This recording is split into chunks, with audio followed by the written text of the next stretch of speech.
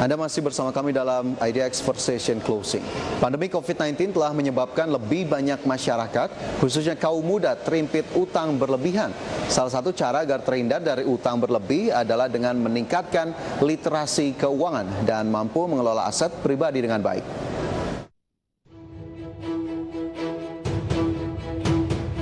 Pandemi COVID-19 telah menyebabkan lebih banyak masyarakat, khususnya kaum muda, terhimpit utang berlebihan. Salah satu penyebab utang berlebih adalah karena kesempatan untuk meminjam uang semakin terbuka lewat fasilitas daring. Percepatan penggunaan layanan digital terjadi di berbagai industri termasuk di usaha pinjaman online. Otoritas Jasa Keuangan sebagai lembaga pengatur dan pengawas industri jasa keuangan menyampaikan bahwa hingga November 2020, jumlah penyaluran pinjaman online melalui peer-to-peer lending mencapai 146,25 triliun rupiah atau 96,19% lebih tinggi dari tahun sebelumnya. Pada dasarnya dalam berutang harus digunakan dengan lebih hati-hati dan bijaksana. Jika utang dilakukan secara konsumtif dan tidak berhati-hati, pinjaman-pinjaman ini akan menimbulkan kondisi keuangan yang tidak sehat. Selain itu, pada umumnya berutang tidak melebihi 35% dari penghasilan pribadi. Studi-studi telah mengemukakan dampak negatif utang berlebih pada skala mikro atau individu sampai makro atau luas. Dan salah satu cara untuk mencegah agar tidak terjerumus ke kondisi utang berlebih adalah dengan meningkatkan literasi keuangan. Memiliki literasi keuangan berarti mampu memilih produk keuangan yang sesuai dengan kebutuhan dan mengelola aset pribadi dengan baik. Lantas, adakah hal lain yang bisa dilakukan agar terhindar dari jerat utang atau utang berlebih? Saksikan selengkapnya dalam literasi keuangan hindari jerat utang di IDX First Session Closing Market. Ya, pemirsa, pandemi COVID-19 menyebabkan banyak masyarakat yang terjerat utang berlebih dan bisa menyebabkan kondisi keuangan menjadi tidak sehat. Lantas, langkah apa yang bisa dilakukan untuk menghindari jerat utang berlebih? Dan langsung saja kita bahas topik kali ini bersama rekan Mangi Vera Chong. Selamat siang, Mangi. Ya, halo, selamat siang, Fajar. Ya, Mangi, ini sepertinya menjadi satu hal yang cukup menarik untuk bisa kita diskusikan lebih lanjut, Mangi. Apakah memang di lapangan atau data-data menunjukkan bahwa cukup banyak masyarakat yang terhimpit utang di masa pandemi ini, Mangi? Apa yang kemudian bisa dibagikan ke pemirsa? Ya, baik, terima kasih, Fajar.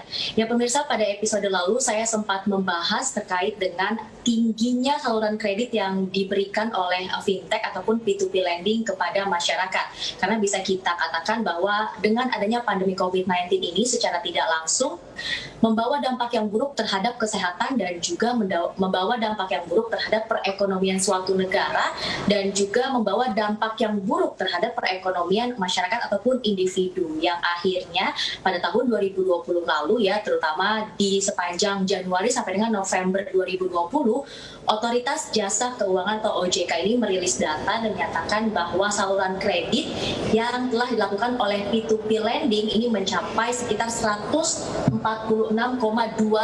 triliun rupiah dan ternyata jumlah tersebut meningkat sekitar 96,19% secara year on year. Karena jika dibandingkan dengan Januari sampai dengan November 2019, pemirsa, saluran kredit yang dilakukan oleh fintech ataupun P2P lending hanya sekitar 74,5 triliun saja. Dan sebenarnya kembali saya tegaskan, alasan kenapa masyarakat banyak sekali nih yang melakukan pinjaman atau berhutang begitu ya, salah satunya ke P2P lending, karena memang saat ini banyak masyarakat yang mengalami keterpurukan ekonomi dan akhirnya mengambil jalan keluar, salah satunya adalah dengan berhutang ataupun meminjam uang, yaitu di P2P lending.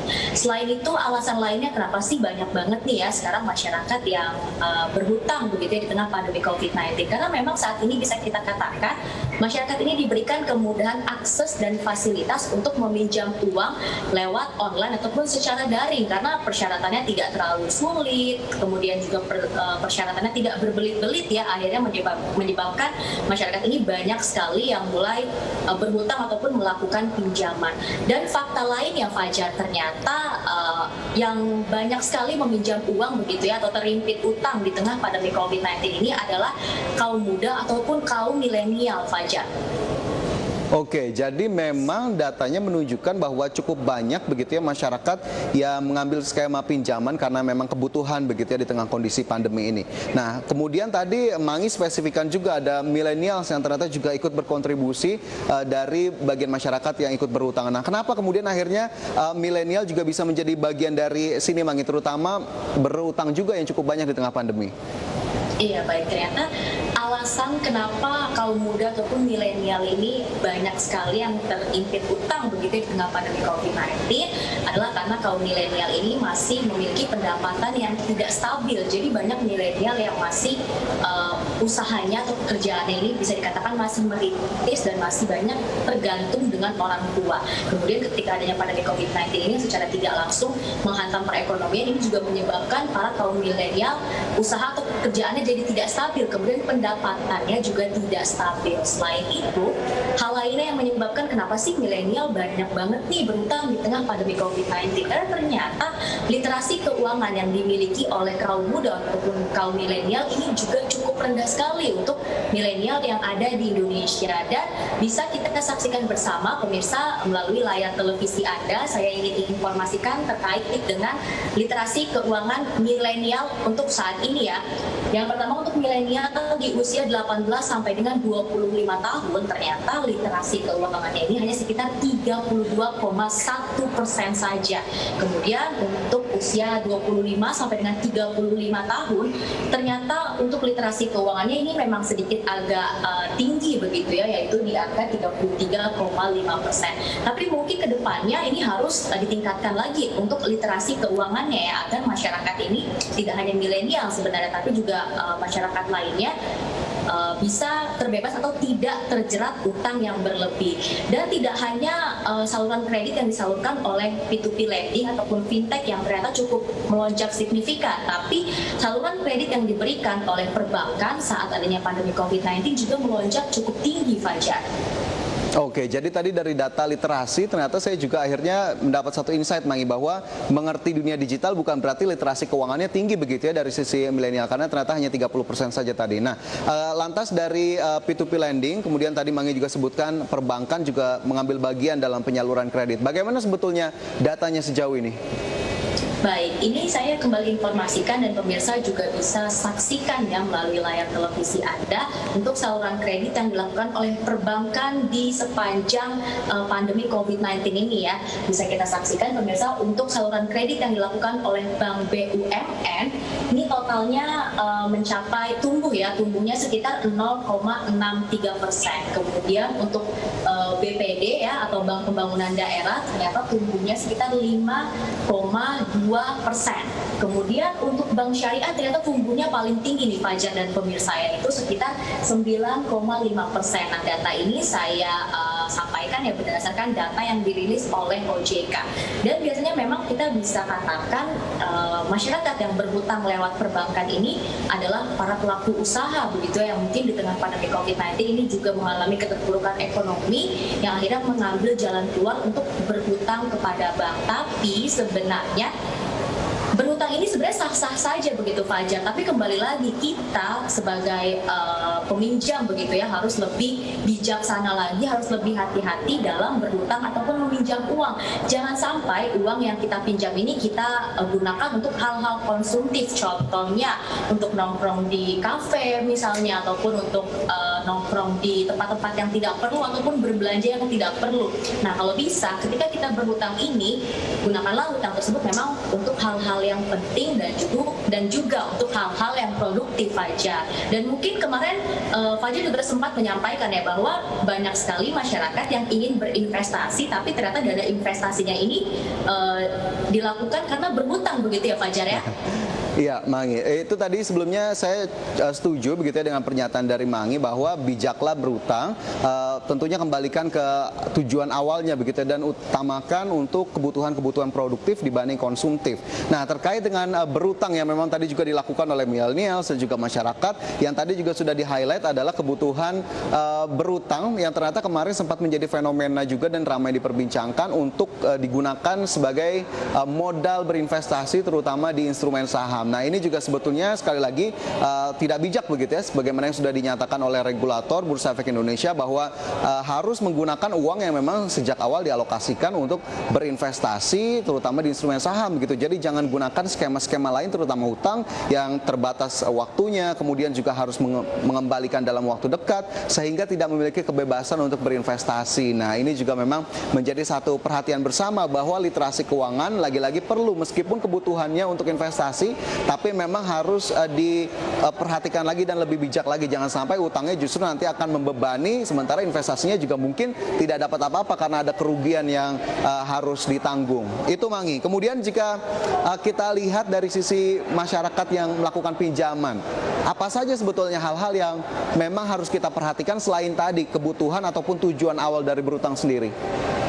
Baik, jadi terkait dengan hutang ini tadi di awal saya juga sudah sempat menyampaikan bahwa saluran kredit yang dilakukan oleh P2P lending ataupun fintech di tengah pandemi COVID-19 ini meningkat cukup signifikan, dan sebenarnya mungkin kembali lagi masyarakat ini sah-sah saja berhutang, tapi hutang tersebut harus digunakan dengan lebih hati-hati dan juga dengan bijaksana ya. Jadi kembali lagi di Indonesia ini ternyata ada dua jenis P2P lending atau dua jenis pinjol lah begitu bisa kita katakan. Jadi ada pinjol legal dan juga pinjol ilegal. Nah, sebenarnya apa sih pinjol legal dan juga pinjol ilegal ini? Jadi mungkin saya jabarkan dulu ya terkait perbedaan pinjol legal dan juga pinjol ilegal. Untuk pinjol legal ini merupakan pinjaman online ataupun fintech yang memang sudah terdaftar di OJK dan juga resmi begitu ya, dan tidak menawarkan pinjaman melalui media apapun, contohnya lewat SMS ataupun WhatsApp. Tapi beda nih dengan pinjol ilegal. Kalau pinjol ilegal ini tidak resmi, tidak terdaftar di OJK dan juga menawarkan pinjaman melalui media apapun, contohnya lewat WhatsApp dan juga SMS. Dan ternyata pinjol ilegal ini juga memberikan bunga atau denda yang sangat tinggi kepada para peminjamnya. Jadi pemirsa ini ya, jika memang nanti terhimpit memiliki keterpurukan ekonomi lah contohnya seperti itu, dan terpaksa harus meminjam uang lewat pinjol begitu, jadi harus bisa bedakan dulu pinjol ada yang ilegal dan juga pinjol yang legal. Dan jika memang suatu saat terpaksa kita harus meminjam uang di pinjol ilegal, ini kerugiannya ya sangat banyak sekali yang bisa dirasakan. Yang pertama, bisa saja data-data pribadi kita ini disebarluaskan oleh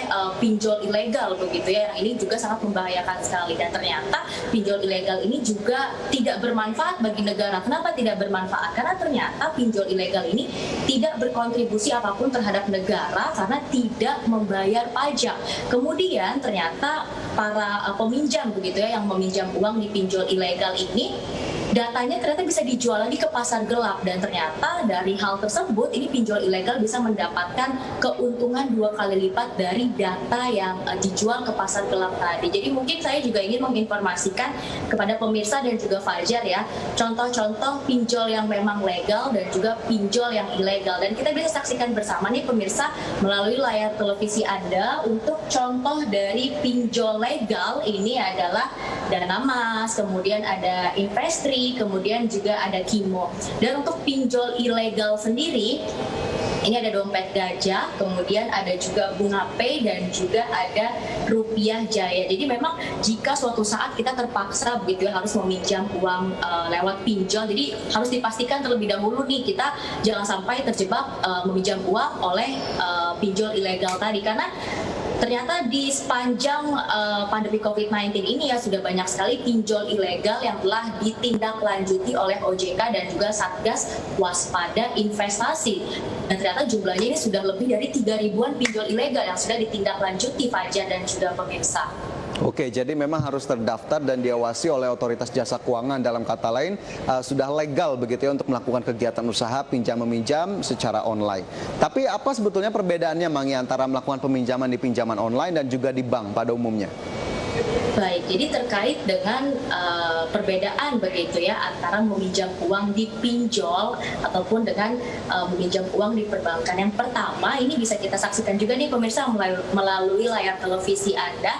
Untuk perbedaan yang pertama ini adalah dari persyaratan dan proses pengajuan. Kalau untuk perbankan sendiri, biasanya nasabah tersebut begitu ya, atau peminjam tersebut ini akan diminta untuk menyertakan KTP, kemudian terkadang kartu kredit juga, kemudian rekening tabungan tabungan, dan laporan dari keuangan bisnis jika memang kita memiliki begitu ya. Dan setelah menyertakan data-data tersebut, nanti akan ada proses yang namanya survei ke rumah terlebih dahulu, dan proses dari penginputan data sampai dengan kunjungan ke rumah begitu ya, atau survei ke rumah itu memakan waktu kurang lebih 2 minggu. Sedangkan untuk pinjol ini prosesnya tidak seribet itulah begitu bisa dikatakan. Jadi kalau untuk pinjol ini semua diinput secara online begitu ya, dan prosesnya kurang lebih hanya 1 hari saja dan tidak perlu melakukan survei ke rumah terlebih dahulu. Kemudian tentunya hal selanjutnya yang membedakan begitu ya meminjam uang lewat perbankan dan juga pinjol ini adalah pengecekan skor kreditnya. Kalau dari perbankan sendiri ini akan dilakukan BI checking, tapi kalau untuk pinjol ini hanya dilakukan pengecekan melalui jejak digital saja, jadi tidak melakukan BI checking. Kemudian perbedaan selanjutnya ini terlihat juga dari bunganya begitu ya. Kalau untuk perbankan sendiri ternyata bunganya ini tidak lebih lah dari 2% dalam 1 bulan, tapi untuk pinjol ini perharinya saja bisa dimulai dari 0,8% sampai dengan 1%, bahkan itu untuk 1 hari. Jadi kalau kita kalikan 30 hari artinya mungkin bisa lebih dari 20%. Nah, disitulah Fajar perbedaan meminjam uang dari perbankan dan juga dari pinjol. Jadi mungkin pemirsa juga bisa lebih bijak begitu ya, kira-kira memang jika suatu saat terpaksa harus meminjam uang, mana sih yang lebih cocok bagi diri kita sendiri, seperti itu Fajar. Oke, jadi memang akhirnya dikembalikan juga kepada kriteria ataupun kondisi yang ada begitu ya, meskipun memang kita tahu perbankan melakukan atau menerapkan berbagai persyaratan karena prinsip prudent dan juga kehati-hatian yang diterapkan, karena kita tahu industri perbankan memang sudah sangat mature sekali, sudah tumbuh dan berkembang luar biasa sekali, sementara pinjaman online memang cenderung masih terus berkembang hingga saat ini. Jadi memang ada perbedaan-perbedaan penerapan yang tentunya kita tahu itu adalah 2 ranah yang berbeda meskipun tujuannya tadi sama untuk menyalurkan pinjaman. Nah, terkait dengan berutang Bang, lantas apa saja kemudian hal-hal yang harus diwaspadai jika memang kita ingin melakukan pinjaman atau mengambil utang dari institusi keuangan? Ya, jadi yang perlu diperhatikan selanjutnya adalah jangan sampai kita ini terhimpit gitu, terjerat utang yang berlebihan. Karena sebenarnya porsi utang yang baik itu hanya sekitar 35% saja dari pendapatan yang kita miliki.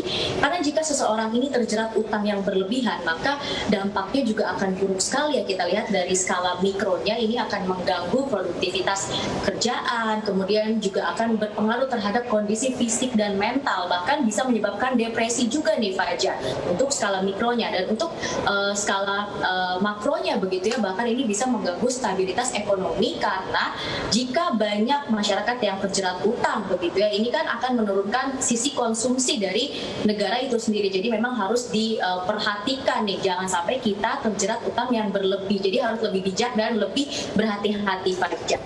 Oke, jadi memang harus lebih ketat lagi ke diri sendiri juga ya, karena tadi ada analisis ataupun kriteria yang harus kita tetapkan, berapa besar kita berutang, berapa besar kemampuan kita agar kemudian tidak tercipta utang berlebih. Tapi apa cara yang bisa dilakukan agar terbebas dari utang berlebih sendiri, Mangi? Ya, tentunya harus meningkatkan literasi keuangan ya. Kemudian juga harus bisa memilih produk keuangan yang baik dan juga harus bisa mengelola aset pribadi dengan baik Fajar, agar tidak terjerat utang berlebih. Dan mungkin menurut Fajar ada tidak sih hal lainnya yang bisa kita lakukan nih agar kita tidak terjerat utang berlebih, terutama di masa pandemi COVID-19 ini Fajar? Iya, Mangi, ini sebetulnya refleksi dari apa yang sudah saya lakukan saja begitu ya. Selama ini selalu disiplin untuk mencatat dan penerimaan, kemudian juga pengeluaran dalam sebulan. Jadi kita tahu seberapa besar sebetulnya pos-pos yang memang kita gunakan untuk kebutuhan sehari-hari, kemudian untuk investasi, untuk menabung, dan bahkan jika memang kita harus mengambil pinjaman ataupun kredit, kita juga tahu seberapa besar kemampuan kita untuk hal itu dari catatan-catatan yang sudah kita lakukan. Kemudian juga jangan lupa untuk menahan diri agar tidak melakukan belanja-belanja yang tidak penting, karena kita tahu sekarang fasilitas pay later, fasilitas yang kita bisa gunakan untuk kemudian membayarnya di waktu nanti, itu juga bisa menjadi penyebab orang-orang untuk bisa berbelanja yang mungkin tidak penting begitu ya, meskipun memang diinginkan. Kemudian juga jangan lupa untuk tetap alokasikan sebagian dana kita untuk berinvestasi, karena ini juga untuk berjaga-jaga di kemudian hari apabila memang ada kebutuhan-kebutuhan yang harus kita penuhi, sementara uang darurat kita juga mungkin sudah menipis meskipun kita disiplin begitu ya untuk menyediakannya dari waktu ke waktu. Jadi memang cukup banyak berbagai cara untuk bisa menghindari agar kita tidak memiliki utang berlebih dan tetap sesuai dengan kemampuan kita, Mangi. Mungkin itu juga yang bisa saya share juga ke Mangi dan juga pemirsa. Ya, Iya, semoga. ya Mangi. Baik Pak Jar, silakan. Oke, jadi memang itu yang akhirnya kita diskusikan di siang hari ini. Semoga memang tentunya kita harapkan ini bisa menjadi satu informasi baru begitu ya untuk pemirsa dan mungkin bisa menjadi lebih bijak lagi jika ingin melakukan pinjaman ataupun berutang. Baik, Mangi, Iya. kita sudah sampai di akhir diskusi. Terima kasih banyak sudah berbagi siang hari ini. Terima Sehat kasih selalu. Pak Jar. Ya pemirsa, IDX Session Closing akan segera kembali dengan informasi lain. Tetaplah bersama kami.